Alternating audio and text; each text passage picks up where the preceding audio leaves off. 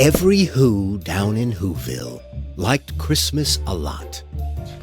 But the Grinch, who lived just north of Whoville, did not. The Grinch hated Christmas, the whole Christmas season. Now, please don't ask why. No one quite knows the reason. It could be his head wasn't screwed on just right. It could be, perhaps, that his shoes were too tight.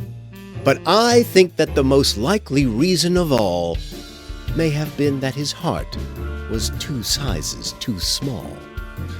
But whatever the reason, his heart or his shoes, he stood there on Christmas Eve, hating the Whos, staring down from his cave with a sour, Grinchy frown at the warm, lighted windows below in their town.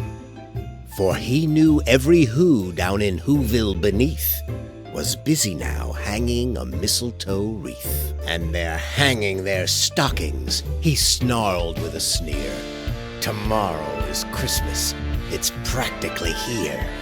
Then he growled with his Grinch fingers nervously drumming.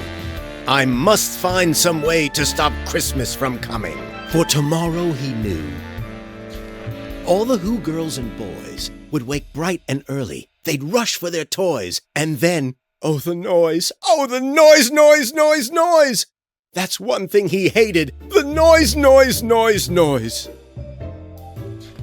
Then the Whos, young and old, would sit down to a feast, and they'd feast, and they'd feast, and they'd feast, feast, feast, feast. They would feast on Who pudding and rare Who roast beast, which was something the Grinch couldn't stand in the least. And then they'd do something he liked least of all. Every Who down in Whoville, the tall and the small, would stand close together with Christmas bells ringing. They'd stand hand in hand, and the Whos would start singing. They'd sing, and they'd sing, and they'd sing, sing, sing, sing. And the more the Grinch thought of this Who Christmas sing, the more the Grinch thought, I must stop this whole thing. Why, for 53 years I've put up with it now. I must stop this Christmas from coming. But how? Then he got an idea. An awful idea. The Grinch got a wonderful, awful idea. I know just what to do. The Grinch laughed in his throat, and he made a quick Santa Claus hat and a coat. And he chuckled and clucked, what a great Grinchy trick! With this coat and this hat, I look just like St. Nick. All I need is a reindeer.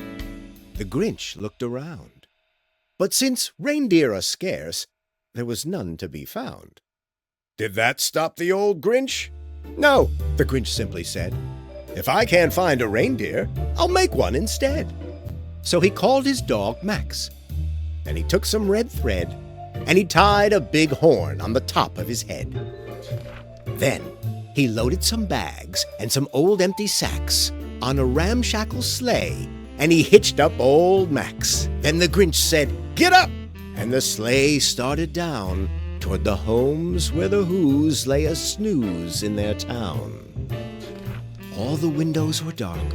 Quiet snow filled the air.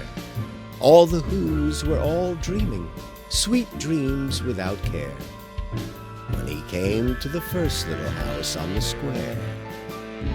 This is stop number 1, the old Grinchy Claus hissed. And he climbed to the roof, empty bags in his fist. Then he slid down the chimney, a rather tight pinch. But if Santa could do it, then so could the Grinch. He got stuck only once for a moment or two. Then he stuck his head out of the fireplace flue, where the little Who stockings all hung in a row. These stockings, he grinned, are the first things to go. Then he slithered and slunk, with a smile most unpleasant, around the whole room, and he took every present. Pop guns and bicycles, roller skates, drums, checkerboards, tricycles, popcorn, and plums. And he stuffed them in bags. Then the Grinch very nimbly stuffed all the bags one by one up the chimbley. Then he slunk to the icebox. He took the Who's feast, he took the Who pudding, he took the roast beast. He cleaned out that icebox as quick as a flash. Why, that Grinch even took their last can of Who hash. And he stuffed all the food up the chimney with glee. And now, grinned the Grinch, I will stuff up the tree.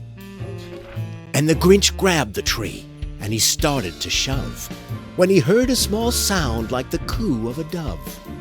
He turned around fast, and he saw a small Who, little Cindy Lou who was not more than 2. The Grinch had been caught by this tiny Who daughter, who'd got out of bed for a cup of cold water. She stared at the Grinch and said, "Santa Claus, why? Why are you taking our Christmas tree? Why?" But you know, that old Grinch was so smart and so slick. He thought up a lie, and he thought it up quick. "Why, my sweet little tot," the fake Santa Claus lied, "there's a light on this tree that won't light on one side. So I'm taking it home to my workshop, my dear. I'll fix it up there, then I'll bring it back here." And his fib fooled the child. Then he patted her head, and he got her a drink, and he sent her to bed. And when Cindy Lou Who went to bed with her cup, he went to the chimney and stuffed the tree up. Then the last thing he took was the log for their fire. Then he went up the chimney himself, the old liar. On their walls he left nothing but hooks and some wire. And the one speck of food that he left in the house was a crumb that was even too small for a mouse.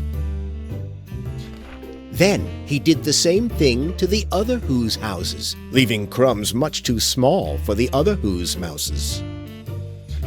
It was 1/4 dawn, all the Who's still abed, all the Who's still a snooze when he packed up his sled. Packed it up with their presents, the ribbons, the wrappings, the tags and the tinsel, the trimmings, the trappings.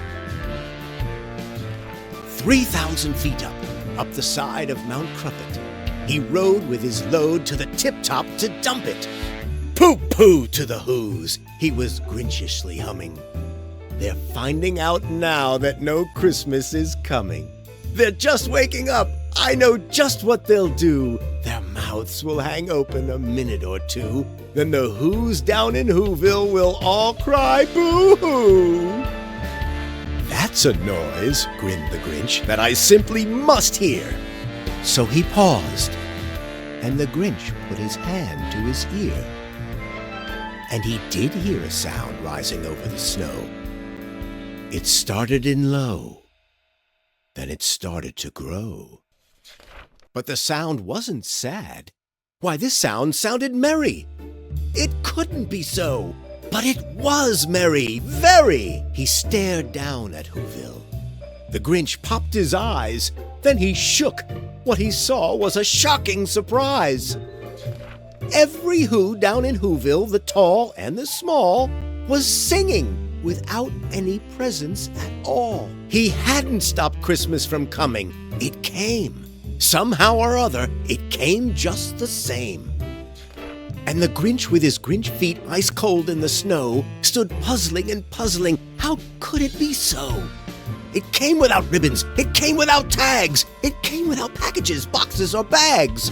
And he puzzled 3 hours till his puzzler was sore. Then the Grinch thought of something he hadn't before.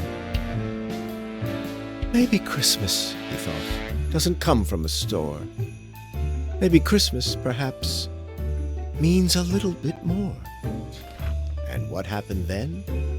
Well, in Whoville they say that the Grinch's small heart grew 3 sizes that day. And the minute his heart didn't feel quite so tight, he whizzed with his load through the bright morning light, and he brought back the toys and the food for the feast.